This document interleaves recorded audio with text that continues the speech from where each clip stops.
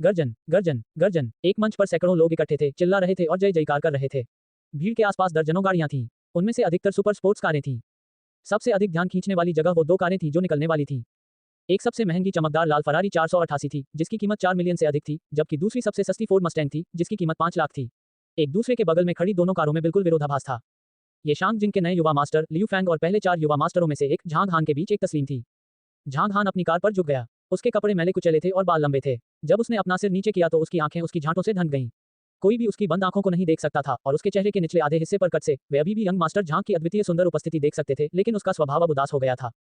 जहां तक Liu Fang का सवाल है, वह दाहिनी ओर के लोगों से घिरा हुआ था, जैसे कि वह सितारों से घिरा हुआ हो। उनके हाव भाव से ऐसा लग रहा था मानो वह कह रहे हों कि सारी दुनिया उनके कदमों के नीचे है। आइए सर्वश्रेष्ठ युवा मास्टर झांग से मिलने चलें। लियू फैंग ने अपना हाथ लहराया और ठंडी मुस्कान के साथ आगे बढ़े। युवा मास्टर झांग। उसके पास चलते हुए लियू फैंग ने देखा कि झांग हान ने कोई प्रतिक्रिया नहीं दी, इसलिए उसने अजीब स्वर में पूछा, क्या हुआ? सो गया क्या? पहले असहनीय रूप से अहंकारी युवा मास्टर झांग अब इतनी गंभीर स्थिति में है। टीएसके प्रतियोगिता शुरू होने वाली है, आप अभी भी ठंडे होने का नाटक क्यों कर रहे हैं, मेरे युवा मास्टर झांग? उद्धरण चिन्ह। जैसे ही उसने अपना मुंह खोला, उसके बगल में मौजूद लोग, जो दिखावा करना चाहते थे, चिल्लाने लगे।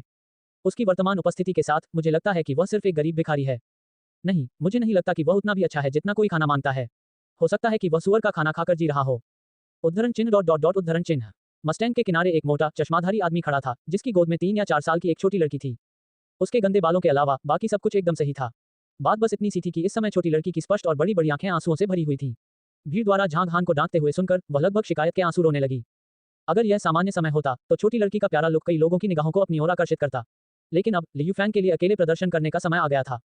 उपहास और अपशब्दों की बौछार को अंततः झांग हान की ओर से प्रतिक्रिया मिली। जैसे ही झांग हान ने अपनी आंखें खोली, उसके चेहरे पर एक खालीपन था। सामने वालों की हरकतें देखकर उसकी आंखें एकाग्र हो गईं, जिनमें दुनिया के प्रति हिकारत की नजर भरी हुई थी। तुम चींटियां मेरे सामने भौंकने की हिम्मत करती हो?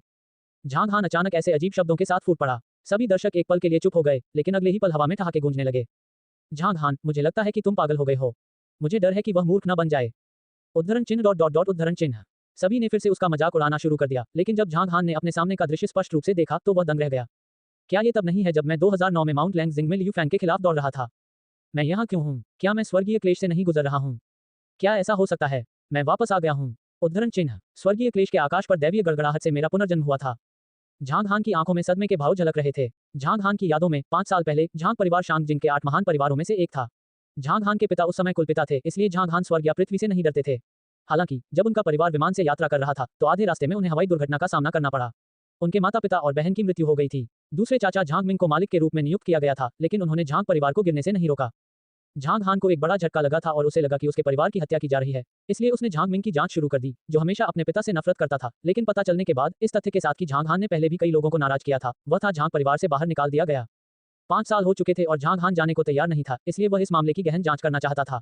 उनके दिन कठिन थे, लेकिन माउंट लैंगजिंग की घटना तक वे अपनी बात पर कायम रहे। उसे याद आया कि उस समय जब वह माउंट लैंगजिंग में गाड़ी चला रहा था तो उसे भारी चोटें आई थीं और उसने दोनों हाथ खो दिए थे। चट्टान से कूदने से पहले वह 5 साल तक हौंफता रहा था, लेकिन उसने गलती से खेती की दुनिया में प्रवेश करने की उम्मीद नहीं की थी। जब वह पहली बार साधना के संपर्क में आया तो झांग हान ने तुरंत अपनी जन्मजात दिव्य क्षमता खजाना सूंघने वाली नाक को जागृत कर लिया।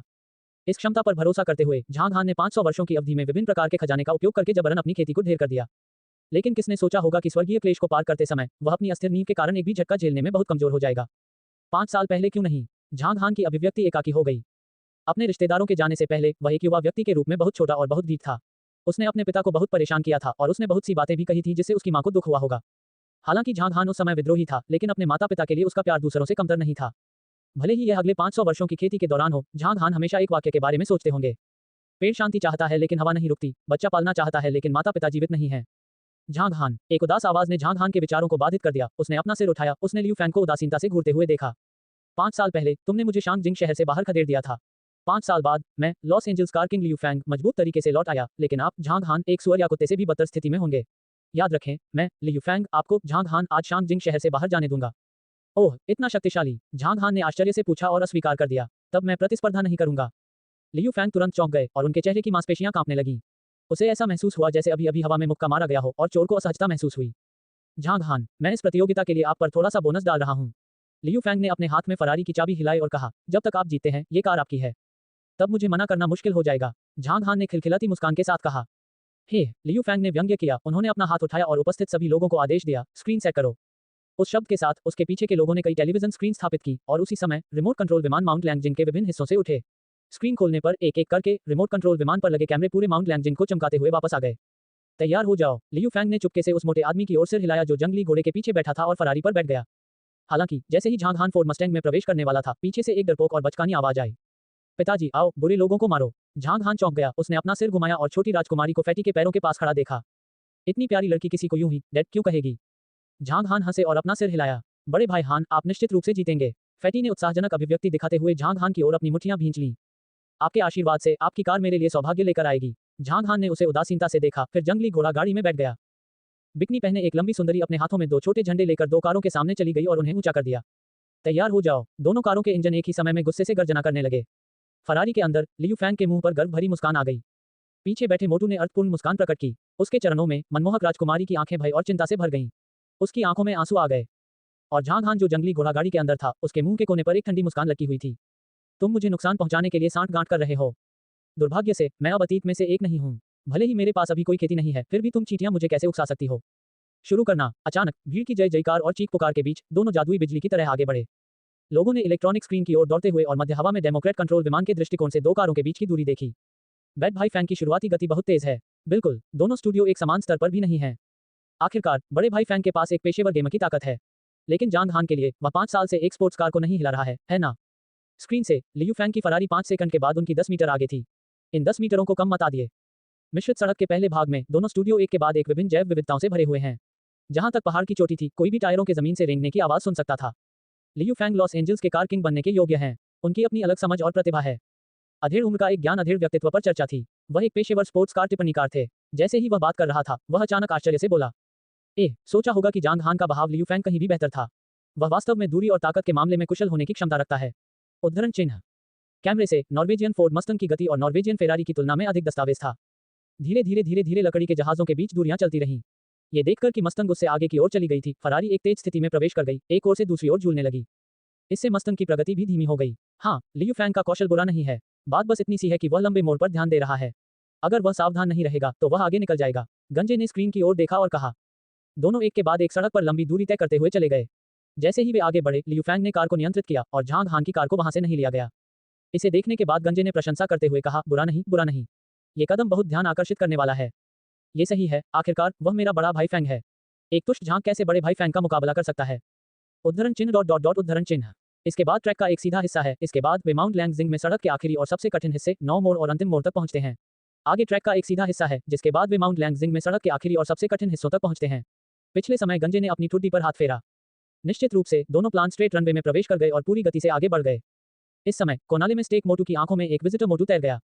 उसी समय जंगली घोड़ा गाड़ी के अंदर झांग हान के मुंह पर भी मुसलमान ही मुस्कान थी। निश्चित रूप से ब्रेक सिस्टम रुका हुआ है। अपने पिछले जीवन में सड़क के मोड़ पर कार पलटते समय वह गंभीर रूप से घायल हो गया था क्योंकि वह गति धीमी नहीं कर सका था। इस सब का कारण उसका पूर्व भाई डोंगहू था। कुछ साल पहले वह एक आवारा व्यक्ति था जो भाग्य के कारण झांग हान का पीछा करता था। हालांकि झांग हान छोटा था, फिर भी वह अपने छोटे भाई के प्रति बहुत दयालु था और उसकी मदद से डोंगहू कुछ नौकरियां पाने में कामयाब रहा था। वह एक प्रयुक्त कार की दुकान चलाता था और शांगजिंग में उसके कारघर थे। उन्होंने 5 मिलियन से अधिक की बचत की थी, जिससे उनका जीवन बहुत आरामदायक हो गया था।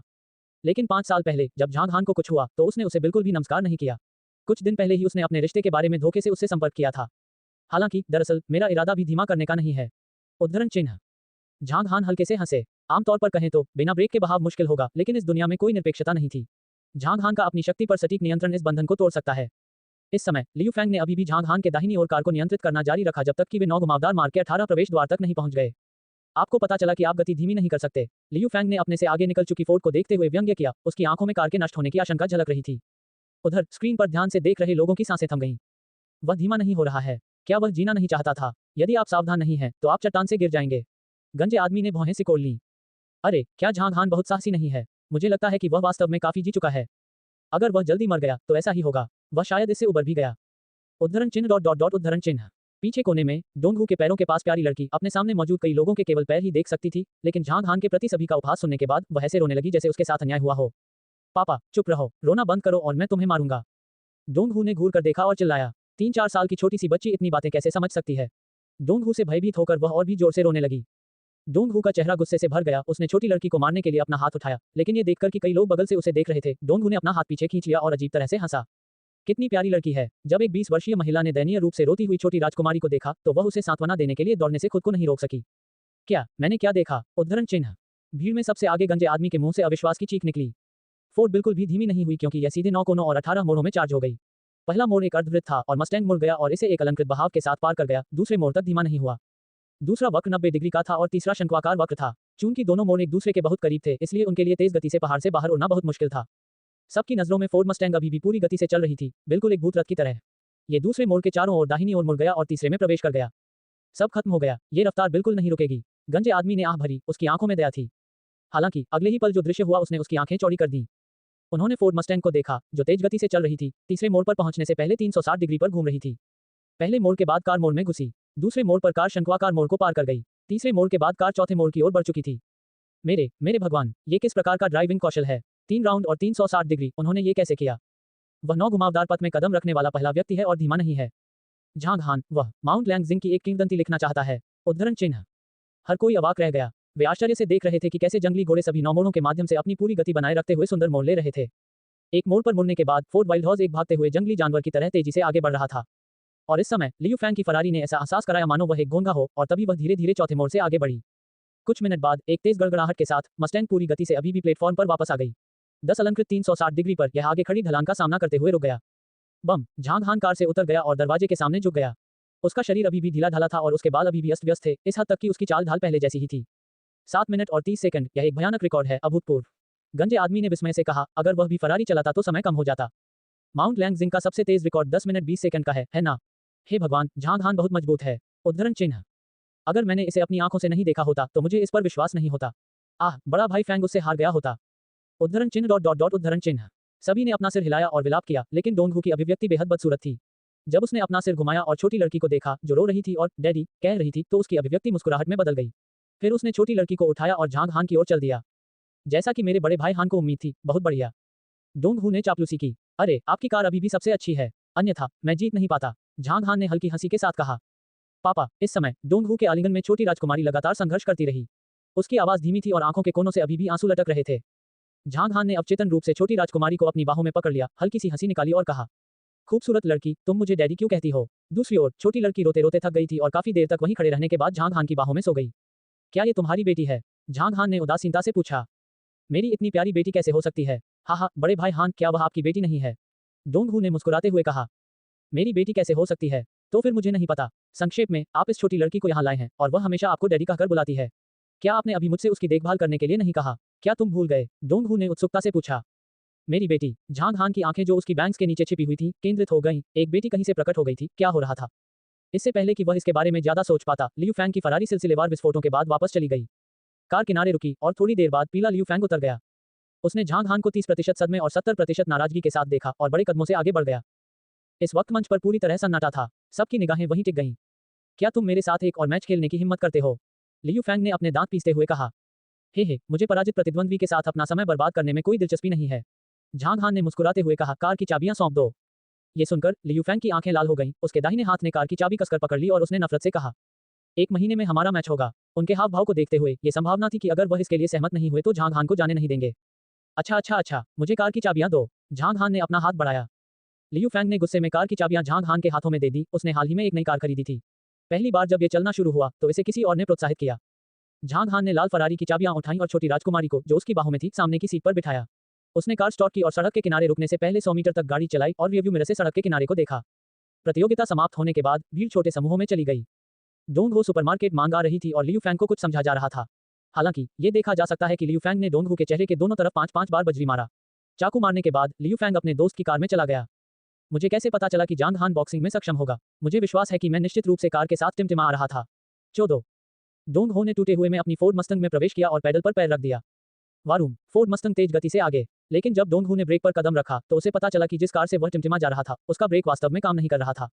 गहरी गहरी ढलान को देखा गया जिसमें वह और भी करीब आ रही थी। डोंगहू का चेहरा बुरी तरह पीला पड़ गया और उसकी गहरी झलक दिखाई दी।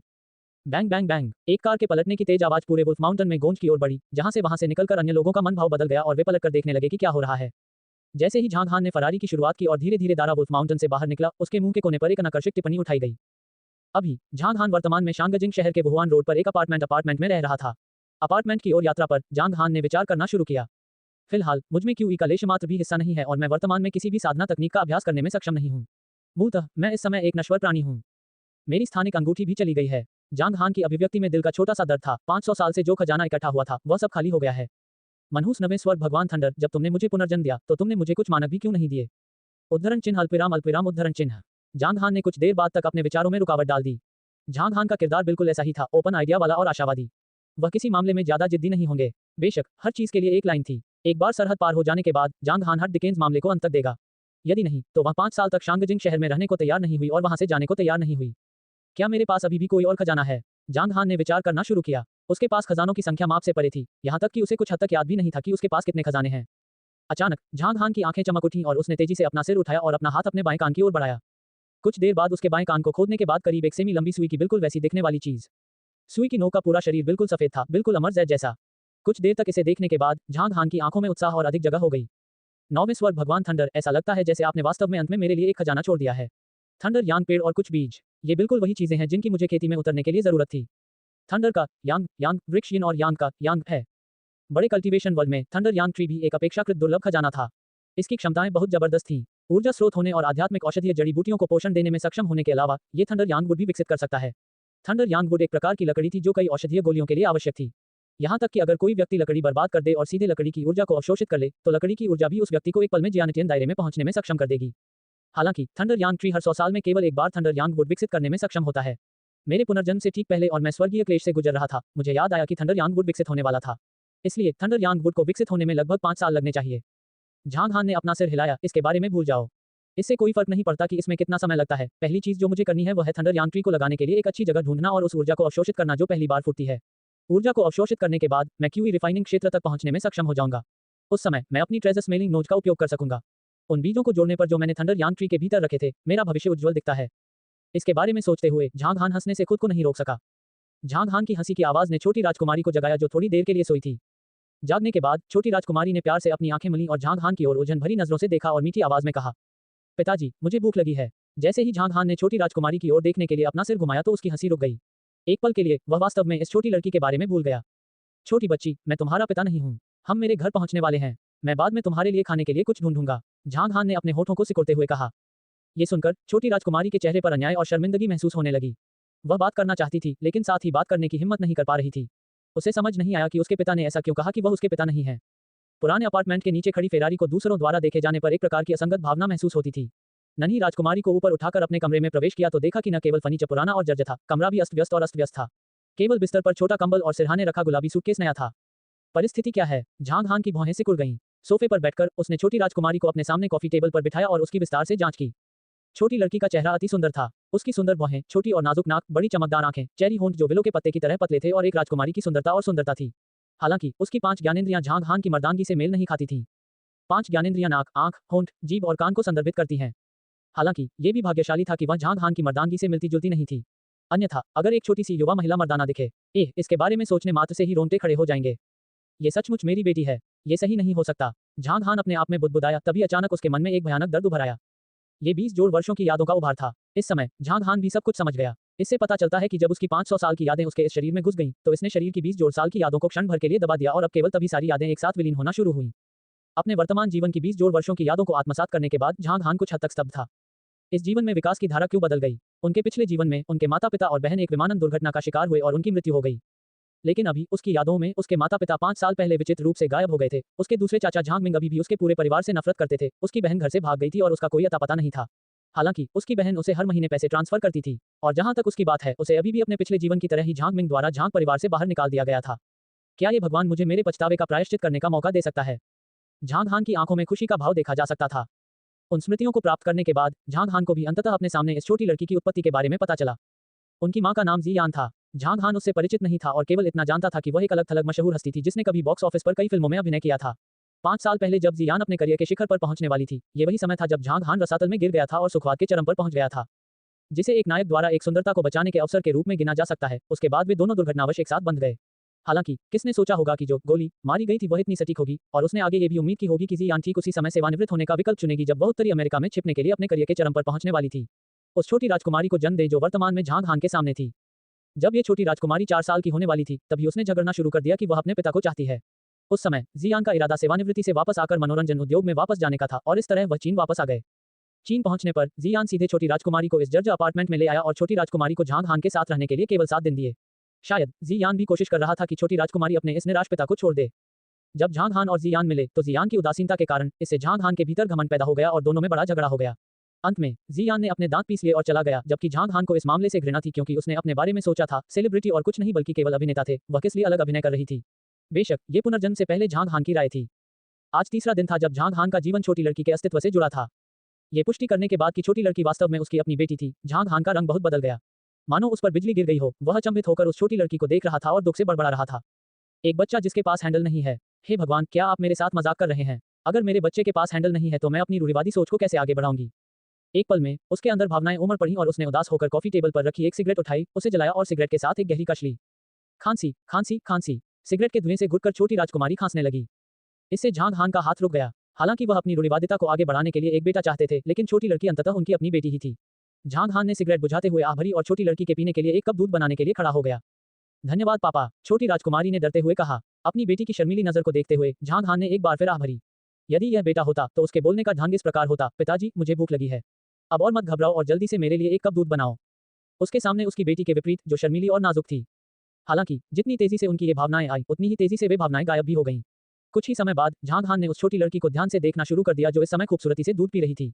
अनजाने में ही उसकी अभिव्यक्ति में कोमलता का अंश उभर आया। दूध पीने के बाद छोटी लड़की ने बच्चे की बोतल को कॉफी टेबल पर रख दिया, फिर प्यारी आवाज में बोलते हुए अपनी दोनों पतली और छोटी बाहें फैला दी। पिताजी गले लगाओ गले लगाओ। झांग हान ने उसे अपनी बाहों में ले लिया और छोटी लड़की ने शर्मीली मुस्कान बिखेरते हुए खुशी से कहा, डैडी आप मेरे हीरो हैं, मैं आपसे प्यार करता हूँ। छोटी लड़की को इस बात से कोई आपत्ति नहीं थी कि उसके पिता गंदे थे और उसने सीधे झांग हान के गालों को चूम लिया। एक पल में झांग हान का दिल चुंबन से घुल गया। इस चुंबन से झांग हान को गर्माहट और कोमलता महसूस हुई जो उसने बहुत लंबे समय से महसूस नहीं की थी। इस तरह के पारिवारिक प्रेम ने झांग हान के 500 वर्षों के अकेलेपन के स्वामीपन को तुरंत भर दिया। अंततः मुझे एक बच्चा हुआ है, एक बेटी तो होनी ही चाहिए। ऐसा क्या कहा जाता है कि एक बेटी एक विचारशील छोटी सूती डिजाइनर जैकेट की तरह होती है ना? जंग हान दिल सैमसंग हंसने लगा। हालांकि उनके भगवान में मौजूद छोटी राजकुमारियां नहीं जानती थीं कि उनके पिता क्यों हंसे थे, लेकिन उन्हें हंसते हुए देखकर छोटी राजकुमारियां भी हंसने लगीं। एक पल में रूम हंसी और आराम से भर गया। बेटी, स्टार माँ ने क्या नाम दिया है? झांग हान ने धीरे से पूछा। यहाँ तक कि उन्हें खुद भी नहीं पता था कि उनकी मर्दाना आवाज वास्तव में इतनी मधुर थी कि उन्होंने सोलो को खत्म कर दिया। हाँ, माँ ने मुझे पहले ही एक नाम दिया है। छोटी राजकुमारी ने अपना हाथ उठाया और खुद की ओर इशारा करते हुए प्यारी आवाज में बोली, मुझे एमिली कहती है। बाद में मूल रूप से झांग हान के चेहरे पर जो मुस्कान थी वह तुरंत गायब हो गई थी और यहाँ तक कि उसकी आंखों के कोने की सामग्री को भी हिलाते हुए देखा जा सकता था, जिससे पता चलता है कि वह अभी भी विडंबना महसूस हो रही थी। एमिली, झांग हान ने क्रोधित अभिनय करते हुए कहा, यह महिला वास्तव में समाप्त हो गई है। उनकी बेटी का उपनाम झांग नहीं रखा गया और यहाँ तक कि उन्हें अंग्रेजी नाम भी दिया गया। अंतिम इसका मतलब क्या था? पिताजी, झांग हान की अभिव्यक्ति देखकर छोटी राजकुमारी को लगा कि वह उस पर क्रोधित हो रही है और उसकी आंखों में तुरंत आंखें भर आईं। हे, रो मत, टॉफीफे के बारे में बात नहीं कर रहे हैं। झांग हान ने तुरंत मना लिया। पिताजी, नाराज मत होइए, छोटी राजकुमारी ने भिक्षुक कहा। झांग हान ने अपना हिलसिरिया कहा और कहा, पिताजी को लगा कि आपका नाम अच्छा नहीं है। आपके लिए एक नया नाम स्वीकृत है, ठीक है? ठीक है। ये देखकर कि उनके पिता नाराज नहीं थे और उनके लिए एक नया नाम भी रखा जा रहा था, छोटी राजकुमारी एक बार फिर खुश हो गईं। तुम्हारा नाम ह्यूमन कहा जाना चाहिए। झांग ने सोचा और 2 सेकंड से भी कम समय में उसने अपनी बोली में छोटी राजकुमारी की ओर देखा और कहा, तुम्हारा नाम ह्यूमन कहा जाना चाहिए और आपके दोस्त जानवर का नाम मिंग कहा जाना चाहिए। आप क्या देखते हैं, क्या नाम अच्छा है? पढ़ाई खत्म होने के बाद झांग हान ने छोटी राजकुमारी की ओर से आशा की दृष्टि देखी। हालांकि उनकी बोली में छोटी राजकुमारी की अभिव्यक्ति झिझकने लगी। लेकिन मैं अब भी एमिली को पसंद करता हूँ। यही वह नाम है जो माँ ने मेरे लिए चुना था। झांग हान की अभिव्यक्ति कठोर हो गई और चयनकर्ता से कहा, ऐसा नहीं होगा।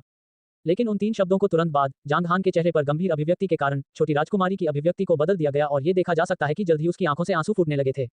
ये देखकर झांग हान ने तुरंत अपना स्वर बदल दिया और सौम्य स्वर में कहा, मेरे छोटे प्रिय। झांग हान ने जल्दी से छोटी राजकुमारी को सहलाना शुरू कर दिया। उसी समय वह मदद नहीं कर सका, लेकिन अपने दिल में आह भरी।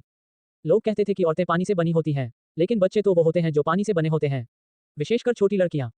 झांग हान जो पहली बार एक पिता के जीवन का अनुभव कर रहा था, इस समय पसीना बहा रहा था। किसी बच्चे को मनाना वास्तव में एक कौशल था जिसे प्रशिक्षित करने की आवश्यकता थी।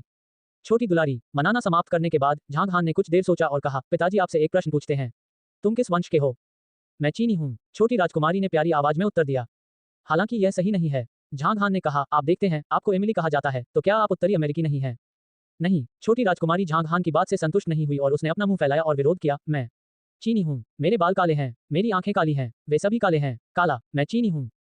यदि आप चीनी हैं, तो क्या अब आपको एमिली नहीं कहा जा सकता? एमिली एक विदेशी नाम है, तो अगर आपको एमिली कहा जाता है, तो क्या आप विदेशी नहीं हैं? झांग हान ने कदम दर कदम छोटी राजकुमारी के साथ जबरदस्ती की। एक बच्चा इतनी सारी बातें कैसे समझेगा? ये सुनकर छोटी राजकुमारी ने तुरंत विरोध किया। मैं विदेशी नहीं हूँ, एमिली विदेशी है, मैं अब एमिली को नहीं चाहता। हे, झांग हान एक दुखी बूढ़े चाचा की तरह मुस्कुराया और कहा, तो फिर आपको क्या कहा जाता है? छोटी राजकुमारी तुरंत अचंभित हो गई, उसे समझ नहीं आ रहा था कि वह क्या उत्तर दे। आपको झांग युमिंग कहा जाता है, आपके पालतू जानवर का नाम मिंग मिंग है। मैं, छोटी राजकुमारी ने खुद की ओर इशारा किया और कहा, Zhang Yu Ming Ming Ming Ming Ming. सही, जब छोटी राजकुमारी मिंग मिंग मिंग मिंग शब्द बोलती रही तो झांग हान मुस्कुराया और दिल स्टूडियो हंसने लगा। छोटी लड़की को अपना नया नाम स्वीकार करने में सफल होने के बाद झांग हान को ऐसा लगा जैसे उसने अभी अभी कोई युद्ध हराया हो। पिताजी के कपड़े बहुत लोकप्रिय हैं, पहले शान को कपड़े मिलते हैं। झांग हान ने छोटी राजकुमारी को लिटाया और कपड़ों की अलमारी के सामने दिखाया। अलमारी के बाद जो दृश्य था उसने झांग हान के चेहरे की साजिश को लगातार हिलने पर मजबूर कर दिया। अच्छे आकार की गैलरी में केवल 4 या 5 सेट के कपड़े थे और इसके अलावा वे सभी गुड़िया और पुराने थे। इसके तुरंत बाद झांग हान की दृष्टि फॉरेस्ट रेस्टोरेंट और गैंडे रूम पर रखी गई। आखिरकार नजर एक नजर पर टिकी। दर्पण के माध्यम से ये देखने पर कि वह कितना अतुलनीय रूप से मिला था, वह कुछ भी नहीं कर सका। मैं वास्तव में भूल गया हूं कि एक समय था जब मैं इतना भूखा था। अगर मैंने कल्टीवेशन वर्ल्ड के लोगों को बताया कि मैं यान इमोर्टल मोनार्क एक बार इतनी गंभीर स्थिति में था, तो मुझे लगता है कि मुझे किसी भी बात पर यकीन नहीं है। जब से वह बच्चा था, झांग हान एक बेहद अमीर परिवार में रह रहा था और उसके जीवन का उद्देश्य हमेशा सबसे अच्छी गुणवत्ता वाली नी का आनंद लिया गया था। हालांकि वह एक निश्चित अवधि के लिए गंभीर स्थिति में था, लेकिन कल्टीवेशन वर्ल्ड के संपर्क में आने के बाद झांग हान के जीवन की गुणवत्ता उस समय की तुलना में कई गुना अधिक बढ़ गई थी जब वह पृथ्वी पर रह रहा था। वह जिस स्थान पर रुका वह अद्वितीय अमर महल था। उसने जो पे पिया वह अमर शराब थी जो 10,000 वर्षों से बनाई जा रही है। उसने जो खाना खाया वह असंख्य दुनिया के प्रथम श्रेणी के व्यंजन थे। यहाँ तक कि बाहर जाते समय भी वह जिस वाहन में सवार होते थे वह 9 ड्रैगन वॉर रथ था। वह जहां से भी गुजरता हजारों लोग उसके सामने झुक जाते। हालांकि कमरे में मौजूदा दृश्य को देखते हुए झांग हान इसे और बर्दाश्त नहीं कर सका। मिंग मिंग, पिताजी तुम्हें बाहर ले आओ, ठीक है? झांग हान ने लापरवाही से पूछा। ठीक है, मिंग मिंग को बाहर जाना और डैडी के साथ खेलना पसंद है। मिंग मिंग ने खुशी से कहा। कहना होगा, एक बच्चे की सीखने की क्षमता सचमुच बेहद मजबूत थी। कुछ समय बाद ही मिंग मिंग को वह नाम याद हो गया जो उसके पिता ने उसके लिए चुना था। झांग हान मुस्कुराया और अपना सिर हिलाया और मिंग मिंग का सारा सामान उसके सूटकेस में पैक करना शुरू कर दिया। सूटकेस खोलते समय झांग हान 100 के आरएमबी को देख सका जो सूटकेस के कोने में बड़े करीने से रखा हुआ था। वे नकदी मिंग मिंग की माजी यान द्वारा छोड़ी गई थी। बेशक झांग हान का उन नकदी का उपयोग करने का इरादा नहीं था। हालांकि उन नकदी को देखकर झांग हान को 2 दिन पहले की याद आ गई जब उसका जी यान से झगड़ा हुआ था। अतीत में मशहूर हस्तियों के बारे में झांग हान की राय थी कि मशहूर हस्तियां केवल अभिनेता ही थीं। जी यान के साथ झगड़ा करते समय उसने अपनी राय बता दी जिसके कारण जी यान अत्यधिक क्रोधित हो गया। लेकिन अभी झांग हान की इस तरह की राय नहीं थी। वह इतना प्रसिद्ध था कि उसका नाम हान यान इमोर्टल मोनार्क पूरे कल्टीवेशन वर्ल्ड में प्रसिद्ध था। बुनियादी तौर पर कहें तो वह किसी सेलिब्रिटी से अलग नहीं थे। मिंग मिंग का सूटकेस पैक करने के बाद झांग हान ने अपने बेडसाइड कैबिनेट के भीतर से कुछ नकदी निकाली।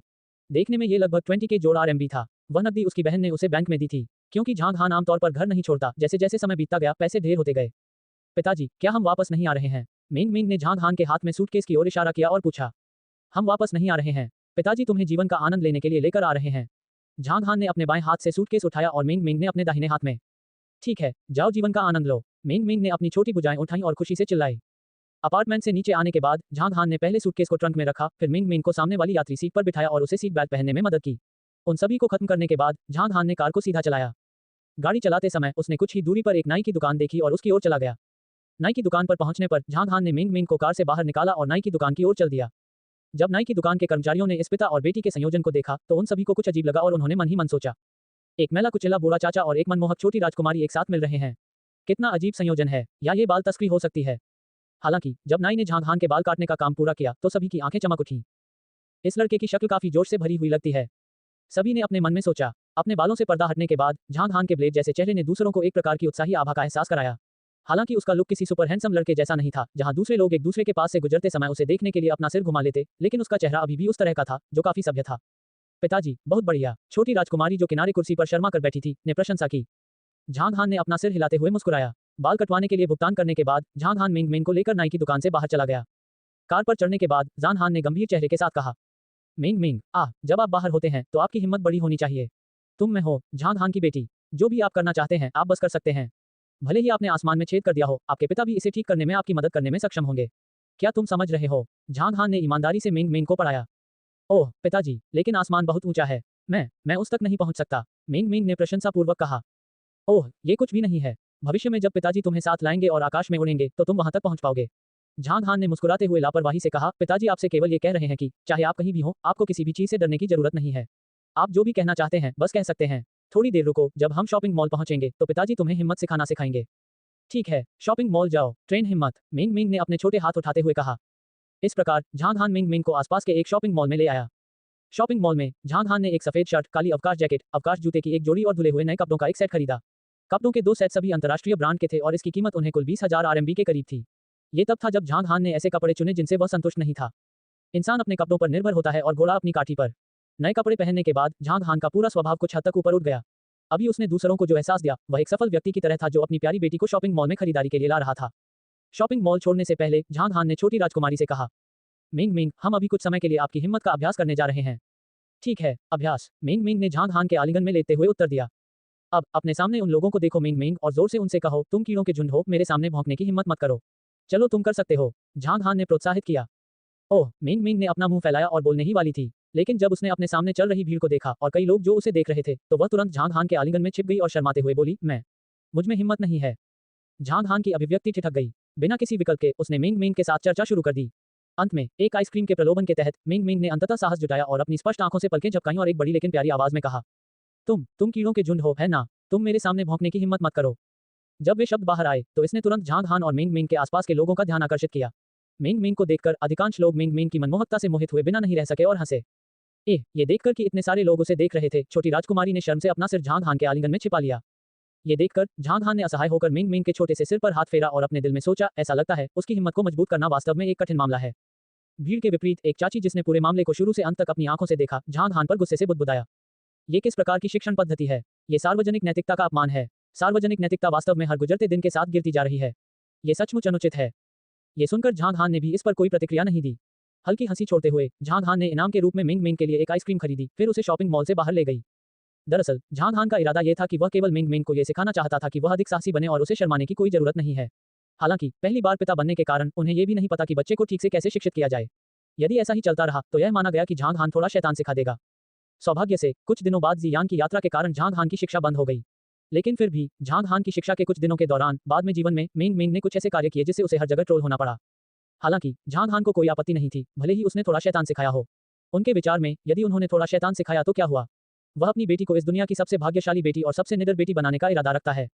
नई क्रिम्सन फरारी चलाते हुए झांग हान मिंग मिंग को एक 5 सितारा होटल में ले आया जिसे लिंगयू कहा जाता था। एक स्पोर्ट्स कार और उच्च श्रेणी के कपड़ों के साथ। हालांकि झांग हान एक छोटी राजकुमारी को अपने आलिंगन में ले जा रहा था, फिर भी उसने होटल के खूबसूरत रिसीवर की कामुक निगाहों को आकर्षित किया। ये देखा जा सकता है कि यदि झांग हान के मन में कोई विचार हो तो सुंदर रिसीवर को गहरे विकास में जाने में कोई आपत्ति नहीं होगी। लेकिन उन्हें यह नहीं पता था कि झांग हान के बटुए में केवल 6 के जोड़ आरएमबी थे, जो कि अभी उसके पास मौजूद पूरी राशि भी थी। हालांकि भले ही उनके पास बहुत कुछ नहीं बचा था, फिर भी उन्होंने आत्मविश्वास से एक शानदार स्वीट के लिए 2.8 के आरएमबी खर्च किए। अभी तो बस इसी से काम चलाना पड़ेगा। झांग हान को कुछ हद तक दुख हुआ कि वह पीयरलेस इमोर्टल पैलेस में नहीं रह सकता। हालांकि उनके शब्दों ने पक्ष में सुंदर रिसीवर की अभिव्यक्ति को स्थिर कर दिया। ठीक है, इसलिए एक शानदार स्वीट में रहना कामकाज के बराबर गिना जाता है। सचमुच दूसरे लोगों से अपनी तुलना करने से व्यक्ति को केवल झुंझलाहट ही महसूस होगी। खूबसूरत रिसीवर व्यक्तिगत रूप से झांग हान को उसके शानदार स्वीट तक ले गया। रास्ते में वह झांग हान पर कामुक निगाहें डालती रही। चाहे कुछ भी हो, किसी अमीर आदमी से दोस्ती करना निश्चित रूप से फायदेमंद होगा। हालांकि छोटा साथी पहले से ही बहुत सतर्क था, अभी उसमें जो शर्म थी वह सब खत्म हो गई थी। झांग हान को कसकर गले लगाते हुए उसने अपनी बड़ी बड़ी आंखों से चमकते हुए कहा, यह मेरे पिताजी हैं, तुम बहुत करीब मत आओ। हालांकि छोटी को इतनी बातें समझ में नहीं आई, लेकिन वह समझ गई कि उसकी मां के अलावा जो भी महिलाएं उसके पिता के करीब आने की कोशिश करती थीं और उसके पिता को छीनने की कोशिश करती थीं, वे सभी बुरी महिलाएं थीं। पफ, खूबसूरत रिसीवर हल्के से हंसे बिना नहीं रह सका। बिना किसी विकल्प के उसने झांग हान से दूरी बनाए रखी। कमरे में पहुंचने पर झांग हान ने सूटकेस को ठीक से रखा, फिर मिंग मिंग को रात का खाना खाने के लिए दूसरी मंजिल पर पश्चिमी रेस्तरां में ले गया। पश्चिमी रेस्तरां में उन्होंने मिंग मिंग के लिए एक बढ़िया स्टेक और अपने लिए एक मीडियम वेल का ऑर्डर दिया। हालांकि झांग हान को पालन पोषण का कोई अनुभव नहीं था, लेकिन फिर भी वह छोटे मोटे सामान्य ज्ञान को समझते थे। बच्चों की प्रतिरक्षा प्रणाली और पाचन तंत्र उतना अच्छा नहीं था और इस प्रकार वे स्टेक खाने के लिए उपयुक्त नहीं थे जो अच्छी तरह से पकाए नहीं गए थे। अच्छी मुद्रा मिंग मिंग ने अपने बाएं हाथ से एक कांटा और अपने बाएं हाथ से एक चाकू की पकड़ रखी थी, लेकिन स्टेक काउट एंड समय उसके लिए ये कण अभी भी बहुत कठिन था। पिताजी को शस्त्रागार में मदद करने दो। झांग हान अपना सिर हिलाते हुए मुस्कुराया। ओह, मुझे छोटा सा चाहिए। मिंग मिंग ने झांग हान को याद किया। जरूर, छोटा छोटा वाला। झांग हान ने स्टेक को छोटे क्यूब्स में काट दिया। इसके बाद पिता और बेटी दोनों ने पहली मुलाकात के बाद कुछ हद तक उच्च श्रेणी का रात्रिभोज शुरू किया। खाना खाने के बाद झांग हान का फोन बजा। फोन उठाने पर ये लियू फैंग के छात्र का फोन था। झांग हान को सूचित करने के लिए फोन किया गया था कि कार के लिए सोनिया की श्रृंखला पूरी तरह से तैयार हो गई है। 1 घंटे बाद होटल में दोस्तों से मुलाकात के बाद झांग हान ने उपन्यास लिखा, फिर फरारी की तस्वीरें लेने के लिए जंगल की जगहों पर गए। कमरे में वापस आकर उसने फरारी पोस्ट करने के लिए सीधे अपने फोन का इस्तेमाल सेकंड हैंड कार वेबसाइट पर किया। फरारी के पोस्ट की कीमत सिर्फ 2 मिलियन रंबबी थी। इस तरफ झांग हान द्वारा पोस्ट किए जाने के बाद दूसरी तरफ वेबसाइट कंपनी के कर्मचारियों में से एक, जो इस समय काम से छुट्टी लेने की तैयारी कर रहा था, उसने अचानक पोस्ट का निरीक्षण किया। जैसे ही स्टाफ ने पोस्ट को विद्यार्थियों के अपने के इनके ना मैनेजर। क्या बात है, विस्मयादिबोधक स्वर में टूटे हुए मैनेजर ने अपनी नानें सिकोड़ ली। इस समय रात के 7 बज चुके थे। काम छोड़ने के समय 2 घंटे की देरी हो गई और फिर उनके सहयोगियों ने भी बड़ा उपद्रव किया। सब कुछ एक साथ जुड़ने के कारण मैनेजर कुछ नहीं कर सका और उसे झुंझलाहट महसूस हुई। उन्होंने पहले ही तय कर लिया था कि अगर उनका ये छात्र बिना बात के चिल्ला रहा है तो वह उसे तैयार करने के लिए सीख लेंगे। प्रबंधक, जल्दी आओ और इसे देखो, बहुत गंभीर मामला है। स्टाफ चिल्लाया और उसकी चिल्लाने की आवाज ने तुरंत उन सभी का ध्यान आकर्षित किया जो जाने ही वाले थे। उन सभी ने स्टाफ की ओर देखने के लिए अपना सिर घुमाया। मैनेजर ने तेजी से आगे बढ़ते हुए अपनी इच्छाएं सिकोड़ लीं। जब उन्होंने स्क्रीन पर पोस्ट का अवलोकन किया तो उनकी आंखें खुली की खुली रह गईं और बोले, क्या एक फेरारी 488 जो एक महीने से भी कम समय में खरीदी गई थी, केवल 2 मिलियन रैबी पर बेची जा रही है? मैनेजर के शब्दों के कारण सभी लोग स्क्रीन पर नजर डालने के लिए एकत्रित हो गए। इस कार की कुल कीमत लगभग 4.8 मिलियन रैबी है और कोई इसे केवल 2 मिलियन रैबी पर फिल्म बेच रहा है। क्या यह नकली है या असली? अगर यह असली है तो जो कोई भी इसे खरीदेगा उसे निश्चित रूप से लाभ होगा। ये सही है, इसे 2 मिलियन रैबी में कमाया जा सकता है, कोई भी इसे कम से कम 3 मिलियन रैबी में बेच सकता है। क्या इस व्यक्ति को डॉक्टर की अनिवार्य आवश्यकता हो सकती है? भले ही उसके लिए पैसे का उपयोग अत्यावश्यक हो, क्या यह उसकी कुछ हद तक रुकावट नहीं है? खैर, उसने इसे 3 मिलियन रैबी के लिए पोस्ट किया था, मुझे लगता है कि यह 3 दिन से भी कम समय में पूरी हो जाएगी।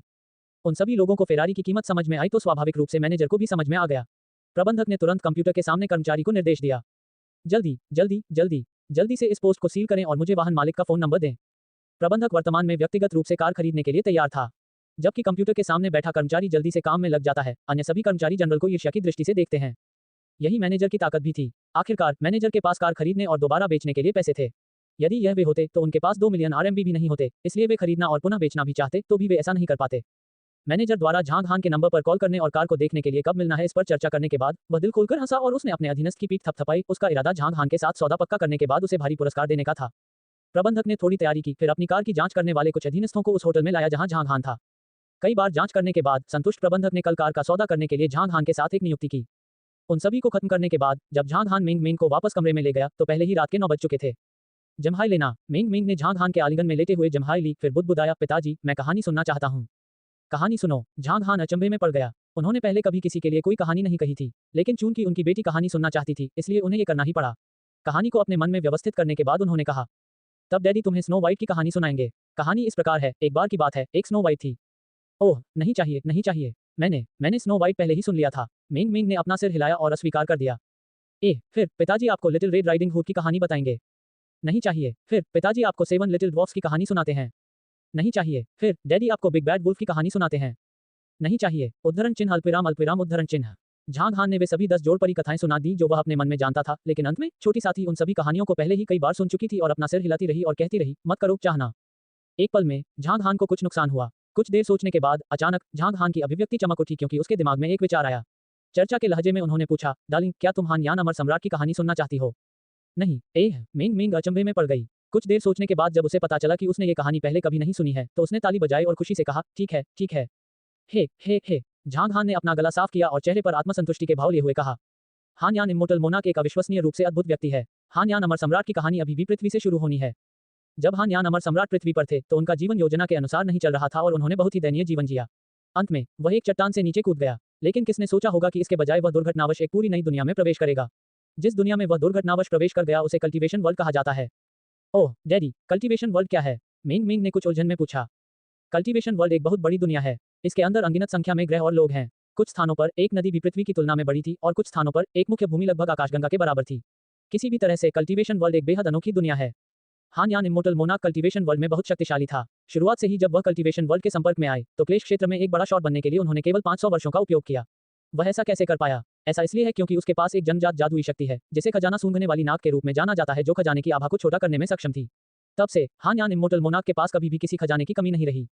हालांकि 500 साल बहुत लंबे थे, लेकिन उन 500 वर्षों में हान यान अमर सम्राट या तो खजाने की खोज कर रहा था या खजाने की खोज की यात्रा पर था।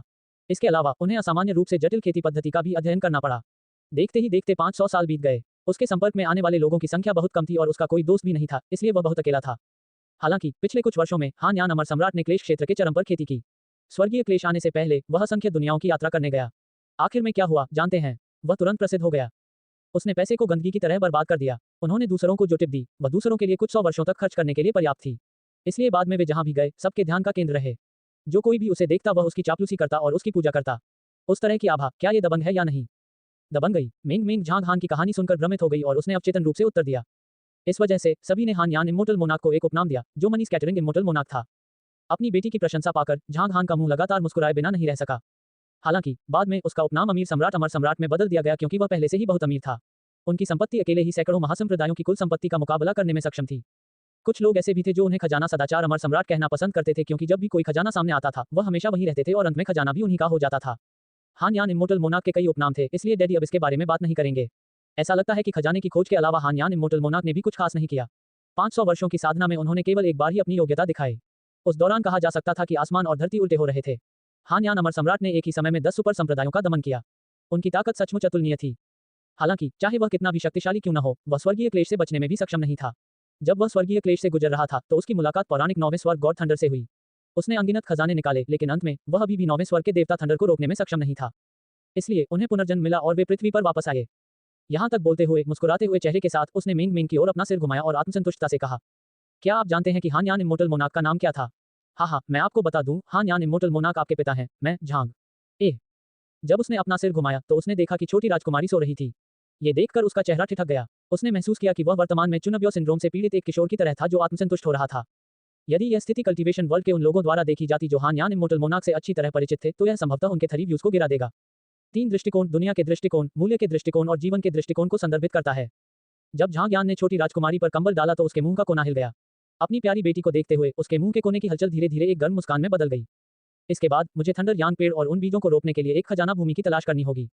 झांग हान ने अपना सिर हिलाया और विचार करने लगा। खजाने की जमीन को लेकर कोई समस्या नहीं थी। थंडर यांग ट्री के साथ भले ही भूमि एक खजाना भूमि नहीं थी, थंडर यांग ट्री के पोषण के तहत ये भी धीरे धीरे एक खजाना भूमि बनने में सक्षम होगी। अब मुख्य बात एक अच्छे स्थान की तलाश करना था। मैं कहाँ जाऊं? झांग हान लेट गया। उसने काले रंग का एप्पल फोन निकाला जो उसकी बहन ने उसे भेजा था और चीन का नक्शा खोजना शुरू कर दिया। कुछ देर खोजने के बाद उसकी नजर मानचित्र के दक्षिण में एक स्थान पर रुकी।